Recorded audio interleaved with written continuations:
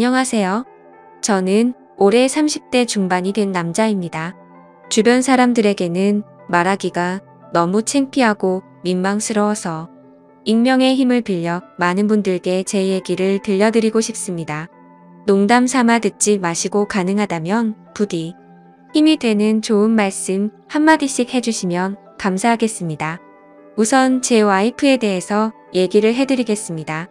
연애 시절부터 느꼈지만 정말 여자가 맞나 싶을 정도로 남자를 많이 밝히는 그런 스타일이었습니다. 하지만 그때는 콩깍지도 씌었을 뿐더러 결혼하고 애 낳으면 생각도 성격도 많이 달라질 거라 생각했었죠. 아무튼 와이프는 연애 시절부터 남자가 지나가면 눈이 돌아간다던지 휴대폰 안에는 연예인들의 건강미 넘치는 그런 사진들도 가득하더군요. 심지어 차마 남자들조차 보지 않을 법한 그런 영상들도 있는 걸 보고 깜짝 놀랬죠. 하지만 뭐 다 큰 어른이고 충분히 그런 걸 볼 수 있다고 생각했습니다. 하지만 문제는 연애 시절부터 발인기가 다분했었던 것 같습니다. 전 남자친구랑 연락하다가 걸린 것도 몇 번 됐었고 친구들끼리 술 마시고 헌팅해서 알게 된 남자랑 연락을 주고받다 걸린 적도 있습니다. 하지만 관계까지 가진 건 아닌 걸로 알고 있어서 참고 만났던 거죠. 지금 생각해보면 그때 당시에도 술 마시고 연락 두절이 된 게 몇 번 있는데 정황상 사고를 치지 않은 것 같아서 넘겼는데 그 진실도 이제는 알 수가 없을 것 같네요. 사실 대부분의 남성분들은 잘 아실 겁니다. 제 와이프는 모든 남자들이 뒤돌아볼 만큼 인기가 많았습니다. 하지만 결혼한 지도 3년이라는 시간이 지나다 보니 연애 때만큼 그렇게 확 땡기지 않더군요. 그래도 와이프가 너무 밝히는 스타일이다 보니 일주일에 3번 이상 의무적으로 와이프와 좋은 시간을 보냈었습니다. 저희 부부에게는 아내의 욕구가 강하다는 거 말고 정말 서로 아무 문제 없는 그냥 평범한 대한민국의 30대 초반의 앞날을 생각하며 열심히 살아가는 부부였습니다. 그렇게 저희는 평범하게 잘 지내다 제가 장기 출장을 가게 되었습니다. 한반년 정도를 지방으로 가게 됐던 거죠. 가기 전부터 와이프는 난리가 났습니다. 자신도 회사를 그만두고 따라갈까라고 물어보며 6개월 동안 혼자서 지내면 외로워서 미쳐버릴지도 모른다더군요. 참으로 답답한 소리를 하는 아내가 황당했죠. 일을 그만두면 직장이 바로 구해지지도 않을 뿐더러 저희가 신혼부부도 아니고 6개월을 못 기다려서 일까지 그만두고 따라온다니 저는 많이 당황스러웠죠. 그래서 굳이 혼자 있어서 외로운 거면 친정에라도 가 있으라고 했습니다. 길다면 길고 짧다면 짧은 시간이지만 와이프는 계속해서 직장까지 그만두고 따라가겠다고 아주 성화를 부렸습니다. 그때까지만 해도 6개월 동안 자주 보면 되겠지. 무슨 문제라도 생기겠어 라는 마음으로 저는 너무 안일하게 생각했었습니다. 아니 어찌 보면 제 와이프의 실상을 알게 되어서 다행이라면 다행이겠네요.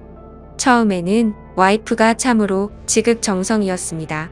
제가 출장을 간 곳이 차로 왕복 6시간이 넘게 걸리는 곳인데 한 달 동안은 거의 매주 제 숙소로 찾아오더군요. 남자 혼자 살면 밥 굶는다고 밥이며 반찬이며 아주 바리바리 두 손 가득 싸들어서요. 그때까지만 해도 저는 와이프를 너무 잘 얻었구나 싶었습니다. 신혼도 아니고 결혼한 지도 벌써 3년이 훌쩍 넘었는데 남편이 출장 갔다고 이렇게 챙겨주는 여자가 이 세상에 어디 또 있겠습니까? 그때까지만 해도 정말 저희에게는 아무런 문제가 없었죠. 그런데 대략 한 달쯤 지났을 무렵입니다. 그렇게 지극정성이던 와이프가 전화도 잘 받지 않고 코빼기도 안 비추더군요. 사실 섭섭하기도 했지만 와이프가 집에서 노는 사람도 아니고 본인도 직장을 다니는 사람이니까 피곤해서 그런가 보다 생각했죠. 반년 일하는 시간은 금방 지나갔고 저는 지방 출장을 모두 마치고 다시 서울로 복귀를 했습니다. 와이프는 집에 온 저를 보자마자 고생했다며 보고 싶은 거 참느라 죽는 줄 알았다면서 달려오더군요. 그러면서 얼른 빨리 씻고 오라며 콧소리를 내면서 애교를 부렸습니다. 그런 모습에 역시 우리 와이프 달라진 게 없네 싶었고 그날 저희는 반갑게 좋은 시간을 보내게 되었습니다. 그리고 나서 대략 일주일 정도쯤 지났을 무렵이었습니다. 소변을 보는데 좀 따끔따끔하더니 생전 겪어보지 못한 가려움이 몰려오더군요. 저는 처음에 뭘 잘못 먹어서 이런가 보다 생각을 했고, 밖에서 다른 짓을 한 적이 없으니까 병이 생긴 거라고는 생각조차 못했습니다. 병원에 찾아가기도 민망했었고, 그렇게 며칠 동안을 미루고 또 미루었죠. 하지만 시간이 지나갔음에도 점점 나아질 기미가 보이지 않았고, 오히려 이상한 분비물도 묻기 시작했고, 소변을 볼 때 통증은 더 심해지더라고요. 그래서 저는 결국 도저히 참기가 힘들어서 창피함을 무릅쓰고 병원으로 찾아갔죠. 병원에 갔더니 검사를 해보자 합니다. 의사 선생님은 분비물이 묻고 소변 볼 때 통증이 있고 가렵냐고 묻더라고요. 이게 딱 봤을 때는 임질이라는 병과 증상이 되게 비슷하다고 했고, 최근에 관계를 가진 적이 있는지 물었습니다. 그래서 저는 관계는 와이프 말고는 따로 없다고 대답을 했죠. 의사는 저에게 정확한 원인을 알기 위해서 정밀 검사를 받아보라고 권하더군요. 그때까지만 해도 이 의사 놈이 환자 가지고 장사하는구나 싶었습니다. 근데 그때 당시에는 빨리 치료를 받고 싶을 뿐 다른 생각은 할 겨를도 없었습니다. 그렇게 저는 검사를 받았고 결과를 보고 난 뒤 정말 제 눈을 의심했습니다. 임실에 헤르페스에 곤지름까지 생겼더라고요. 곤지름은 아직 잠복기라서 딱히 증상이 나타나지는 않았는데 검사를 해보니 균이 나온다고 하더라고요. 저는 거기서도 순진하게 의사에게 물었죠. 제가 최근에 사우나에 다녀온 적이 있는데 사우나에서 옮은 거냐고 했습니다. 저는 정말 와이프 말고 관계를 가진 적이 없는데 라며 이것저것 물어보았죠. 의사는 단호하게 대답을 해주더라고요. 뭐 헤르페스 정도 한 가지라면 사우나나 대중시설에서 옮았을 수도 있지만 이렇게 몇 가지씩 다량으로 증상이 발현되는 건 관계를 가진 것 말고는 다른 원인으로 생겼다고 보기엔 어려울 것 같다고 하더군요. 그때부터 뒤통수를 맞은 듯이 갑자기 온갖 생각이 들었습니다. 그러면 제가 와이프에게 옮았다는 거냐고 물어봤죠. 의사는 아내분과 잘 이야기를 해보라고 했고 아내분도 같이 치료를 받으셔야 할 거라고 했습니다. 그 얘기를 듣고 병원을 나서는데 갑자기 뒷골이 땡기면서 피가 쏠리는 느낌이 들었죠. 일단 저는 증거라도 있어야겠다는 생각으로 아내의 차로 가서 블랙박스를 켜봤습니다. 정말 하나하나 영상을 다 켜보면서 확인을 해보는데 기겁을 했습니다. 왜냐하면 영상 속에서 들리는 남자의 목소리가 한 명이 아니더라고요. 누가 듣더라도 그 남자들마다 평범한 대화를 하는 게 아니고 사랑을 나누는 소리가 들리는데 눈앞이 깜깜해졌습니다. 그동안 그렇게 믿었고 서로를 의지했던 와이프가 제가 모르는 사이에 다른 남자들과 이렇게 해프게 하고 다녔다는 게 믿기지가 않았습니다. 영상 날짜를 보니 아내가 제게 연락이 뜸해졌던 시기와도 맞물리더군요. 제가 출장을 간 지 한 달 뒤 정도에 어떤 남자와 대화를 하는데 대화 내용만 보면 술을 마셨는지 대리기사의 목소리도 들렸습니다. 그런데 다른 사람이 있는데 아랑곳하지 않고 역겨운 말을 하더군요. 남편이 출장을 가서 없으니까 잠시 쉬다 가도 괜찮다고 하는데 너무 충격적이었습니다. 평소에 다른 사람의 시선도 신경 쓰는 다소곳한 모습이 있던 사람이었고 관계를 가질 때조차도 많이 밝히기는 해도 선을 넘지 않았는데 너무 다른 사람 같았습니다. 저는 그 길로 블랙박스 메모리 칩을 빼들고서 집으로 달려갔습니다. 집에 도착한 저는 곧장 와이프를 불렀죠. 너 지금 내가 어디 갔다 온 줄 아냐고 했고 비뇨기과 갔다 왔는데 너 도대체 나 없을 때 뭔 짓거리를 하고 다녔냐고 소리를 질렀습니다. 제가 막 소리를 지르면서 화를 내니까 와이프는 덜덜 떨며 무슨 소리냐고 자신이 무슨 짓을 했다고 이러냐고 변명을 하더군요. 그래서 다시 물었습니다. 아무 일도 없는데 갑자기 내 몸에 임질에 헤르페스에 거기다 곤지름까지 생기냐고 했고 나는 너 말고 다른 여자와 보낸 적이 없는데 그럼 이 병은 갑자기 하늘에서 뚝 떨어진 거냐고 했습니다. 내가 1년을 자리를 비운 것도 아니고 고작 6개월 비웠을 뿐인데 그새를 못 참고 딴 놈이랑 붙어 먹었냐고 말했고 거짓말 할 생각은 하지 말라며 블랙박스 메모리칩을 내려놨습니다. 지금부터 거짓말 할 생각 하지 말고 솔직히 말하라고 더 크게 소리를 질렀습니다. 제가 너무 흥분을 했고 증거 자료까지 내밀면서 몰아붙이다 보니까 그제서야 와이프는 사실대로 실토하더군요. 아주 여기저기 다 정차하는 버스가 따로 없더군요. 처음에 너무 외로워서 그랬답니다. 회식을 하게 되었고 술에 취해서 결국 실수가 시작되었답니다. 평소부터 자신에게 잘 대해주던 직장 후배인데 같은 방향으로 가는 김에 차에 같이 타게 되었답니다. 근데 술에 너무 취해서 자신도 모르게 많이 외로웠답니다. 그래서 그냥 단순히 술을 한 잔만 더 하고 싶은 생각에 집으로 불러들였고 술을 더 마시다 실수를 해버렸다고 하더군요. 제게는 너무나 소중했던 제 보금자리에서 다른 남자놈이랑 놀아나다니 정말 너무 화가 났고 역겨웠습니다. 그런데 이건 시작에 불과하더군요. 그날 이후로 고삐 풀린 망아지처럼 지냈더군요. 어차피 실수를 시작했고 죄책감에 오히려 더 막 나가게 됐답니다. 근데 참 이해가 안 가지 않나요? 상식적으로 실수를 했다면 더 자숙해야 하는데 오히려 더 이따위 짓을 했다는 걸 보면 언젠가는 이딴 짓을 하고 살았을 사람이란 걸 느꼈습니다. 같이 사고를 쳤던 남자들도 다양해서 참 대단하더군요. 직장 후배를 시작으로 유부녀라는 사람이 낯선 남자와도 시간을 보냈고 애인처럼 주기적으로 만난 사람까지 있더라고요. 저는 당장 그놈들 연락처 다 적으라고 어떤 놈들인지 다 알아야겠다고 몇 번 했는지 또 어떤 놈인지 적으라고 했습니다. 와이프는 처음에 그걸 어떻게 다 기억하냐고 그러면서 못 적겠다고 하더군요. 정말 울컥하더군요. 그딴 짓을 해놓고서 어떻게 다 기억 못하냐면서 따졌습니다. 그럼 정 못 적겠으면 너네 친정집으로 가자고 했습니다. 지금 당장 너희 부모님 앞에서 추궁하겠다고 난리를 치니까 마지못해서 적기 시작하더군요. 참 기가 막혔습니다. 6개월이라는 짧은 기간 동안 시간을 보낸 남자가 무려 5명입니다. 한 번만 만나서 놀았던 놈은 3명이었고 직장 후배와는 3번의 만남을 더 가졌답니다. 가장 많이 만난 놈이랑은 셀 수도 없을 것 같더군요. 근데 더 충격적인 건 가장 많이 만났다는 그 놈은 저도 알던 놈이었습니다. 왜냐하면 제가 와이프와 자주 가던 식당의 사장놈이었습니다.